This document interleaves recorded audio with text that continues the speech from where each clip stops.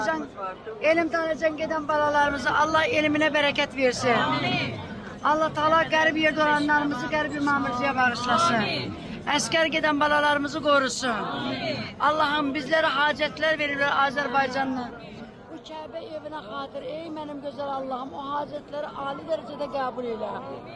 Allah'ım elediğimiz ibadetleri âli derecede kabul eyle günah. Allah'ım sen istediğin yerde olmağını bize nasip eyle.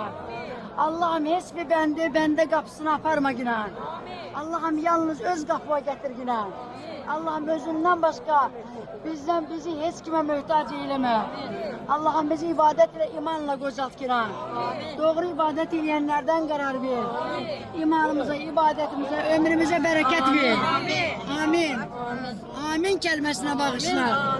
Dilimize amin kelimesine, şükür kelimesine, elhamdülillah'tan, bismillah'tan, la ilahe illallah'tan Allah'a mesbik eyleme.